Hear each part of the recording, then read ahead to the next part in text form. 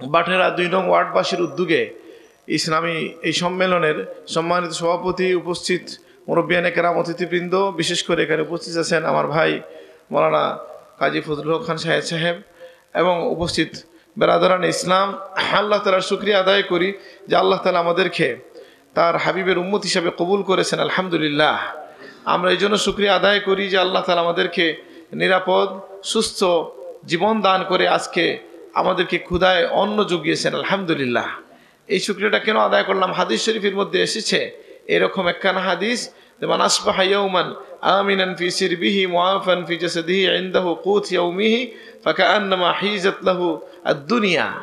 যে ব্যক্তি এমন একটা সকালে উপনীত হয়, এমন একটা দিনে উপনীত হয় যে এই দিনের সে নিরাপত্তা আছে, তার শরীরটা সুস্থ এবং এই দিনের খোরাকি তার কাছে আছে, আল্লাহ যেন তাকে দুনিয়ার সকল নিয়ামত দিয়েছেন। আলহামদুলিল্লাহ, তা আমরা প্রত্যেকে এই নিয়ামত পেয়েছি, আজকে পাইছি না? আমরা তো নিরাপদ না থাকলে আসতে পারতাম না, সুস্থ না থাকলে আসতে পারতাম না, সারাদিনে এক মুঠো খাবার পান না এমন কেউ এখানে নেই।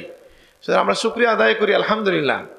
আমরা জানি যে এই যে আয়াত তেলাওয়াত করলাম, আল্লাহ তাআলা কোরআন কারীমকে বলেছেন যেটা হেদায়েত হচ্ছে মুত্তাকিদের জন্য, মুত্তাকিদেরকে এটা হেদায়েত দান করবে। মুত্তাকিকে প্রথম সংজ্ঞা হচ্ছে আল মুত্তাকি মান ইয়াত্তাকি শিরক ওয়াল মাআসি, যে শিরিক থেকে, গুনাহ থেকে বেঁচে থাকে। শিরিক থেকে তো আলহামদুলিল্লাহ আমরা দাবি করি, আমরা বাহ্যত আমাদের কালেমার মাধ্যমে আমরা শিরিক থেকে বেঁচে আছি আলহামদুলিল্লাহ। আমরা যে মানুষ পড়েছে লা ইলাহা ইল্লাল্লাহ মুহাম্মাদুর রাসূলুল্লাহ, সে শিরিক থেকে বেঁচে গেল না?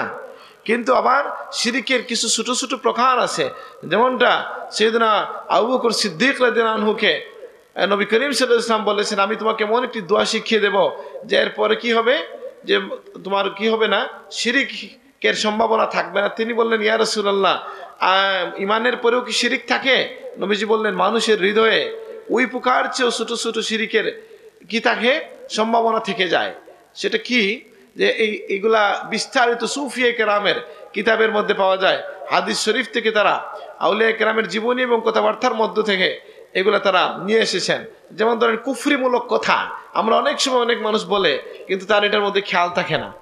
এটা প্রথমেই বলে মানুষকে ভয় দেখানো হয় না, বলা হয় কি কালেমা পড়ো, লা ইলাহা ইল্লাল্লাহ মুহাম্মাদুর রাসূলুল্লাহ যে পড়লো, এমন হাদিসে আসছে মান ক্বালা লা ইলাহা ইল্লাল্লাহ দাখালাল জান্নাহ, যে লা ইলাহা ইল্লাল্লাহ পড়লো সে জান্নাতে গেল। সুবহানাল্লাহ। কিন্তু এই কথার ব্যাখ্যার মধ্যে বলা হচ্ছে লা ইলাহা ইল্লাল্লাহর মাধ্যমে তার উপর অনেক কিছু ওয়াজিব ফরজ হয়ে যায়, যায় কি না? এই আল্লাহকে মানলে আল্লাহর কথা মানতে হবে, সেই হিসাবেই। এবং নবীজির আরেকখানা হাদিস হচ্ছে যে মানুষের জীবনের শেষ কথা হবে লা ইলাহা ইল্লাল্লাহ, মান কানা আখিরু কালামিহি লা ইলাহা ইল্লাল্লাহ দাখালাল জান্নাহ, যে মানুষের জীবনের শেষ কথা হবে লা ইলাহা ইল্লাল্লাহ, সে জান্নাতে যাবে। সুবহানাল্লাহ। এখন বুদ্ধিমান কেউ যদি মবে বের হয় যে তাইলে আর সারা জীবন খাওয়া দাওয়া ফুর্তি করো, শেষে একটা কালেমা পড়ে নেব, আপনি কি বিজয়ী হবেন না হারবেন? কেন হারবেন? আর আপনি শেষ সময়টা কি জানেন? আল্লাহ ছাড়া তো কেউ জানে না, এক। দ্বিতীয়ত, ওই দুঃসময়ে কে পারবে কালেমা উচ্চারণ করতে? আল্লাহ বলছে ইউসাব্বিতুল্লাহুল্লাযীনা আমানু বিল কাউলিস সাবিত। আল্লাহ তাআলা ঈমানদারদেরকে কি করেন? কাউলে সাবিত মানে কালেমার দ্বারা, ব্যাখ্যা বা তাফসীরে বলা হচ্ছে এর দ্বারা ঈমানদারদেরকে আল্লাহ তাআলা সাবিত কদম রাখেন। অর্থাৎ আপনি সারা জীবন যেটা চর্চা করেন, এই দুঃসময়ে আপনার মধ্যে সেটাই কাজ করবে। এটাই হচ্ছে পরীক্ষিত নিয়ম। আমি অনেক জায়গায় এটা বলছি, যেহেতু দুইটাই আমার দেখার সুযোগ হয়েছে, যে কোনো মানুষ যদি হুশ হারা হয়ে যায়, মানে পাগল হয়ে যায়, সে যদি হাফিজে কোরআন হয়, সে গান গায় না কোরআন পড়ে? আর কোনো গায়ক যদি পাগল হয়, কোরআন পড়ে কেন? মানুষের যখন হুশ কাজ করে না, তখন ভিতরে যেটা আছে এটা আপনা আপনি বের হয়ে আসে। বুঝে নাই কথাটা? এখন আপনি আমি যে মারা যাব, আর সেই সময় আমাদের ভিতর থেকে কি বাইর হয়ে আসবে? সারা জীবন যেটার চর্চার মধ্যে দিয়ে আপনি যাবেন, সেটাই আপনার মধ্যে দিয়ে বের হবে, আপনার থেকে বের হবে। এই জন্যই আপনার সাবকিবলা আমাদের পীর মুর্শিদ বলছেন যে দমে দমে আল্লাহর জিকির করো, এর মাধ্যমে জীবনের শেষ ঘাটেও পার পেয়ে যাওয়া। সুবহানাল্লাহ। বুঝেন নাই কথাটা? এবং সাহাবীটা ব্যাখ্যা দিয়ে বুঝাই দিতেন যে মৃত্যুর সময়ে বেশিরভাগ মানুষের জবান বন্ধ থাকে, সেই সময়ে মানুষের যদি শ্বাসের অভ্যাসটা করে ফেলে, আর শ্বাসের জিকিরটা হচ্ছে জান্নাতীদের জিকির। নবীকে জিজ্ঞেস করা হয়েছে, ইয়া রাসূলুল্লাহ, জান্নাতীদের কি কোনো আমল থাকবে? নবীজি বলছেন, না, আল্লাহ তাদের প্রতিটা শ্বাসকে জিকির বানিয়ে দিবেন। সুবহানাল্লাহ। তাইলে আমরা যদি এই যে আমরা মৃত্যুর সময়ে কিভাবে পার পাওয়া সম্ভব? যে এই জিকির বা এটার যদি অভ্যাস থাকে তাইলে আমরা পার পেতে পারবো। তাহলে আমি যে বলছিলাম তাকওয়ার কথা, এই যে আল্লাহ নবী আবু বকর সিদ্দিক রাদিয়াল্লাহু আনহুকে যে দোয়া শিখিয়ে দিলেন, সেটা আমার বড় চাচা যান কেউ জিকিরের খানেকায় বা মজলিসে বসতে শুনেছেন, তিনি কেউ চিল্লা খিলওয়াতের মধ্যে গেলে এই দোয়াটা প্রত্যেকদিন 3 বার করে পড়তে বলেন যে আল্লাহুম্মা ইন্নী, যেটা আবু বকর সিদ্দিক রাদিয়াল্লাহু আনহুকে প্রিয় নবী সাল্লাল্লাহু আলাইহি ওয়া আলিহি ওয়াসাল্লাম শিখিয়ে দিয়েছেন। বলেছেন কি, তুমি বলো আল্লাহুম্মা ইন্নী আউযু বিকা মিন আন উশরিকা ওয়া আনা আ'লামু, আল্লাহুম্মা ইন্নী আউযু বিকা মিন আন উশরিকা বিকা ওয়া আনা আ'লামু ওয়া আস্তাগফিরুকা লিমা লা আ'লামু। আল্লাহ, আমি আপনার কাছে পানা চাই আপনার সাথে শিরিক করা থেকে জেনে শুনে, আর আমার থেকে না জেনে যা হয়েছে আপনি মাফ করে দেন। সুবহানাল্লাহ। এর চেয়ে সুন্দর দোয়া তো আর হইতে পারে না। জেনে শুনে যেন আমি শিরিক না করি, আপনি তৌফিক দেন।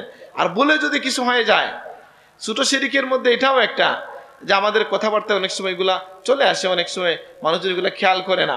যেমন ধরেন কেউ মারা গেলে হাউতাস করতে গিয়ে এমন কিছু কথা লোকজন বলে ফেলে যেটা আল্লাহর শানে যায় না, হয় না। এই জন্য নবীজি বলেছেন, লাইসা মিন্না মাল্লাতামাল খুদুদ ওয়া শাক্কাল জুয়ুব ওয়া দাওয়াতাল জাহিলিয়া। যে ব্যক্তি আমাদের দলভুক্ত সেই নয় যে কেউ মারা গেলে কি করে, কপালে বা গালের মধ্যে ছাপড়ায়, কাপড় ছিঁড়ে ফেলে, আর জাহিলি যুগের মতো কথা বলে যে আল্লাহর কেউ পাইলে না, আমার জন্য লাগি, আল্লাহ মাফ করুক। অনেক সময় বলে না এরকম লোকজন, কিন্তু আমাদের নবী করিম সাল্লাল্লাহু আলাইহি ওয়াসাল্লাম কি বলেছেন, ওয়ালা নাকুলু ইল্লা মা ইয়ারদা রাব্বুনা। সুবহানাল্লাহ। কি বলছেন নবীজি? নিজের সাহেবজাদার ইন্তেকালের পরে বলছেন যে আমার ছেলে মারা গেলেও আমি আমার মুখ থেকে এমন কথা বলবো না যেটা আমার আল্লাহ অখুশি হয়ে যান। সুবহানাল্লাহ। তবে বলছেন ওয়াইন্না বিকা ইয়া ইব্রাহিম লামাহজুন, হে ইব্রাহিম তোমার জন্য আমার হৃদয়টা কাঁদে, আমি খুব চিন্তিত। তাহলে বুঝে গেল যে আমরা এই মুত্তাকি বলতে আমি যেটা বলছিলাম যে হুদাল্লিল মুত্তাকিন, তাকওয়া ছাড়া অনেক সময় আপনি দুনিয়ার বিভিন্ন গ্রুপ যারা আছে, বিভ্রান্ত গ্রুপ, তারাও কিন্তু কোরআন কারিম থেকেই দলিল দেয়। আমি এটা বলছিলাম, আমি পড়েছি এটা, যেটা উসুলের কিতাবের মধ্যে এসছে যে শিয়ারা যত দলিল দেয় কোরআন কারিম থেকেই তো দেয়। ইয়া আইয়ুহার রাসূল বাল্লিগ মা উনজিলা ইলাইক ওয়া ইন লাম তাফআল ফামা বাল্লাগতা রিসালাতা। হে নবী, আপনার উপর আল্লাহ যা নাজিল করেছেন সেটা আপনি পৌঁছে দেন, না পৌঁছাইলে রিসালত পৌঁছবে না। এটা কার কাছে পৌঁছাইতে বলছেন? মানুষের কাছে। আর শিয়ায় বলে নবী বলছেন আপনারে নবুয়ত যেটা জিবরিলে বলে দিছেন ওটা আলীরে দিল। দলিল কোথা থেকে দিছে? কোরআন কারিম থেকেই দিছে। এই জন্য আমরা এই তাকওয়া, আল্লাহর বিধি, এর মাধ্যমেই মানুষ কি হয়, হেদায়েত পায়, কোরআনের নূর পাওয়া সম্ভব। এই কোরআন কারিম আমাদের জন্য যে আল্লাহর পক্ষ থেকে যে এসেছে, এটার উপর বিশ্বাস রাখা, এটা হেদায়েত কখন দিতে পারবে? যে আপনি এটার উপর বিশ্বাস রাখবেন, ঈমান রাখবে। হ্যাঁ, তোমরা এটার উপর বিশ্বাস রাখতে হবে, এটা আল্লাহর কালাম।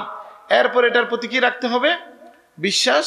তারপরে তার হক হচ্ছে এটাকে অনুসরণ করা, এরপরে কি এটাকে তেলাওয়াত করা, এরপরে কি এটাকে তাজিম করা। তাজিম আছে কিনা? কোরআন শরীফ ধরে চুমা দেওয়া জায়েজ আছে কিনা? কিন্তু আমাদের অনেক ভাই ভুল বুঝে বসে সাহাবায়ে কেরাম চুমা দিছেন, আর আরবের শায়েখকে বলতে শুনছি আমরা, বলতেছেন যে এটা আম মানুষ দে, কিছু জাহেল দে, আর কিছু সাহাবিও দিছেন। নাউজুবিল্লাহ। চিন্তা করেন কোন দিকে নিয়ে গেছে বিষয়টা। এখন এই চুমাটা কেন দেয়? যেটা কিতাবুল্লাহ এই জন্য দেই। বুঝেন নাই কথাটা? তাহলে এটা আল্লাহর জন্যই চুমা দেওয়া। আমরা আল্লাহ তাআলা আমাদেরকে তৌফিক দান করে কোরআনকে যেন আমরা বিশ্বাস করব আল্লাহর কালাম হিসাবে। এই কোরআন এই 1450 বছর এই হাজার কোটি মানুষের চ্যালেঞ্জ, সামনে চ্যালেঞ্জ দিয়ে রেখেছে, সেই চ্যালেঞ্জে কোরআন বিজয়ী হয়েছে আলহামদুলিল্লাহ। বুঝেন নাই কথাটা?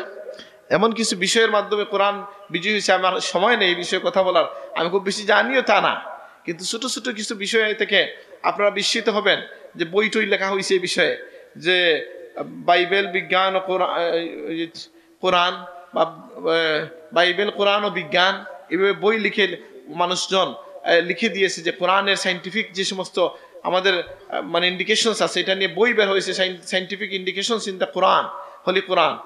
ইংরেজি বাংলাতে বই আছে, দেখে নেবেন যে 1450 বছর আগে উম্মি নবীর মাধ্যমে আল্লাহ তাআলা এমন কিছু কথা বলিয়েছেন যে যুগের বিজ্ঞানীরা এসে বলে ওই সময়ে এই কথা বলা কোনো মানুষের পক্ষে সম্ভব না, এটা উপর থেকেই আসছে আলহামদুলিল্লাহ।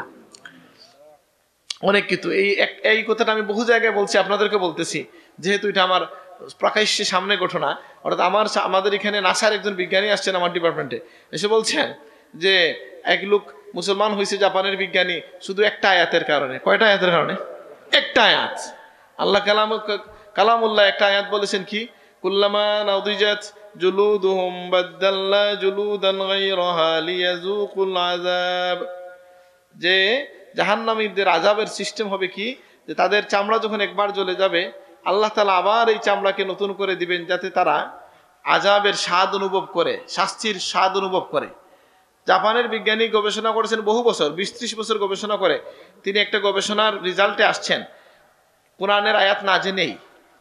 তিনি নিজে নিজে বিজ্ঞান দিয়ে গবেষণা করে বের করছেন যে মানুষের পেইন রিসেপ্টর কোন অঙ্গটা, কোন জায়গার কারণে মানুষ ব্যথা পায়। উনি বৈজ্ঞানিকভাবে প্রমাণ করছেন যে মানুষের ব্যথা পাওয়ার অঙ্গ হচ্ছে চামড়া।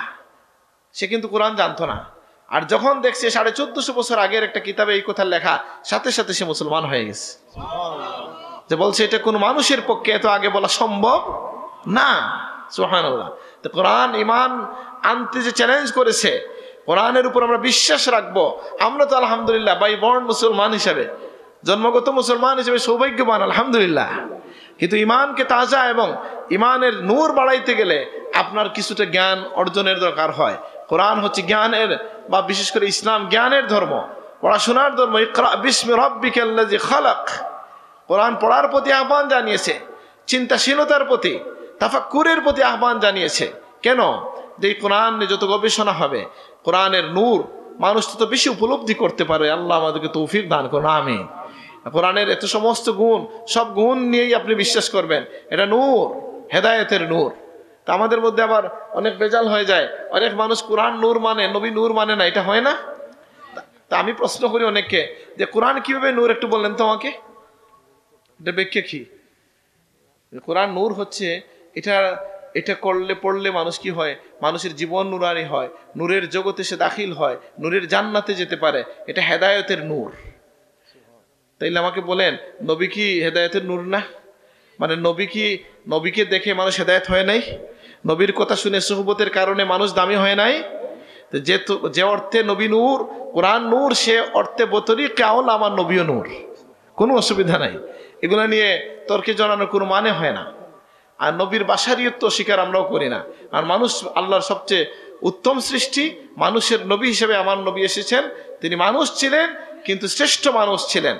এই জন্য বলা হয় কি, আমাদের ইমাম বুসির রহমতুল্লাহ আলাইহি কি বলেছেন, ফামাবলাগুল ইলমি ফীহি আন্নাহু বাশারুন ওয়া আন্নাহু খায়রু খালকিল্লাহি কুল্লিহিম। আমার নবীর ব্যাপারে মুদ্রা কথা হলো তিনি একজন মানুষ কিন্তু সকল সৃষ্টির মধ্যে শ্রেষ্ঠ মানুষ। সুবহানাল্লাহ। আল্লাহ তাআলা আমাদেরকে বোঝার তৌফিক দান করুন, আমাদেরকে আল্লাহ তাআলা তাকওয়ার গুণে গুণান্বিত করুন। এমন কি আমাদের ইমাম আইম্মারা তাকওয়ার ব্যাপারে কেমনটা অবলম্বন করেছেন। আবু বকর সিদ্দিক রাদিয়াল্লাহু আনহু একজন দুধ দিছে, উনি খাইছেন। কি খাইছেন? দুধ। তো উনি খাওয়ার পরে তার কাজের লোক ছিলেন, জিজ্ঞেস করলেন কই পাইছো? আর একটু লম্বা কাহিনী। উনি বলছেন যে আমি হাত গণনা করছিলাম এক লোকের, আর সে আমার টাকা নিয়ে দুধ দিছে। উনি আঙ্গুল ঢুকাইছেন গালার মধ্যে, ঢুকাইয়া বমি করে সমস্ত দুধ বের করে আনছেন। আর বর্ণনাকারী বলেন আমি ভাবছি ওনার জান বের হয়ে যাবে। হারাম থেকে এইভাবে তারা বেঁচে থাকতেন। সুবহানাল্লাহ। তাকওয়ার অংশ হচ্ছে এটা। আর আমরা খালি সুযোগ খুঁজি কিভাবে ফ্রি এবং অন্যটা খাইয়ে লওয়া যায়। ঠিক আছে না? মুমিনের বৈশিষ্ট্য হবে সে আল্লাহর গুণে গুণান্বিত হবে, আল্লাহর রঙে রঙিন হবে।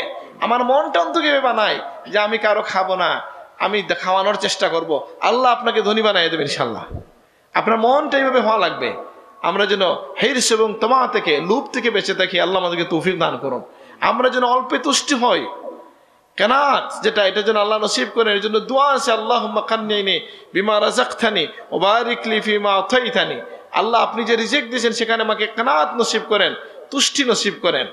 যে মানুষের লোভ আছে সে কি কোনোদিন ধনী হইতে পারবো নি মনের দিক থেকে? এটা আপনারা অভিজ্ঞতা না থাকলে বলে বোঝানো যাবে না। যে মানুষের মনে লোভ আছে সে যত সম্পদের অধিকারী হোক, সেই মানুষ কোনোদিন মনের দিক থেকে ধনী হতে পারবে না। নবীজি বলছেন লাইসাল গিনা বিকাসরাতিল আরদ ওয়াল মাল ইন্নামাল গিনা গিনান নফস। বেশি বেশি ধন সম্পদ থাকার নাম ধনাঢ্যতা নয়, ধনাঢ্যতা হচ্ছে মনের ধনাঢ্যতা। সুবহানাল্লাহ। আল্লাহ আমাদের মনকে ধনী বানিয়ে দেন। আমি খুব তাড়ার মধ্যে থাকার কারণে একটা বিষয়ে কথা বলার জন্য রেডি হয়ে আসছিলাম, আমি সংক্ষেপ করতে বাধ্য হলাম। আপনাদের এই বসাকে আল্লাহ তাআলা কবুল করুন, আমিন। আলহামদুলিল্লাহ রাব্বিল আলামিন, ওয়াসসালাতু ওয়াসসালামু আলা সাইয়্যিদিল আম্বিয়া ওয়াল মুরসালিন ওয়া আলা আলিহি ওয়া সাহবিহি আজমাইন। আল্লাহ, বুঝে না বুঝে নিজের জীবনের অনেক ক্ষতি করে ফেলেছি। আল্লাহ আমাদেরকে মাফ করে দেন। ربنا ظلمنا أنفسنا وإن لم تغفر لنا وترحمنا لنكونن من الخاسرين ربنا آتنا في الدنيا حسنة وفي الآخرة حسنة وقنا عذاب النار। আল্লাহ আমরা মাফ করো, আমরা আব্বা আম্মারে মাফ করিয়ে দাও। ইয়া আল্লাহ, আমরা আব্বা আম্মারে সেইভাবে দয়া করো শিশুকালে যাবে তারা আদর করি আমরা লালন পালন করছো। রব্বি রহমহুমা কামা রব্বায়ানি সগীরা। আল্লাহ যারা সন্তান দিতে সন্তান হিসেবে কবুল ফরমাও। আল্লাহ আমাদের গুনার কারণে আমাদের সন্তানরা যেন কোনো বিপাক না পড়ে। আল্লাহ আমাদের সামনে যত মনজিল আছে ইজ্জতের সাথে পার করিয়ে নাও। আল্লাহ আজকের এই মাহফিলে কবুল ফরমাও। এই মাহফিলের সব তোমার হাবিবের খিদমতে পৌঁছাইয়া দাও। अब तुम्हार हबीब और तमाम उम्मत मरुमार खसे पहुँचाओ। यात्रा पर तमाम मुर्दिगान और खसे पहुँचाओ। अमर पीर मुर्शिद रूह और मजे पहुँचाओ। अल्लाह अमर मज़र असुस्त शिफा नसीब करो। अल्लाह जरा विपदग्रस्त उद्धार करो। अल्लाह दुनियार दिखे दिखे तुम्हार हबीब और मजलूम उम्मत साहाय्য करो।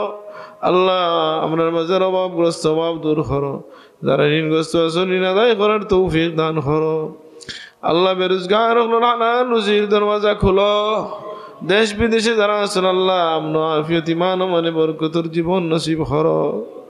ইয়া আল্লাহ মাহফিল কবুল ফরমাও, মাহফিলের সাহায্যকার হলে কবুল ফরমাও। দুনিয়া আখিরাতের ভালাই নসিব ফরমাও। আল্লাহ তোমার গোলামির আমরার প্রিয় বানাইয়া দাও।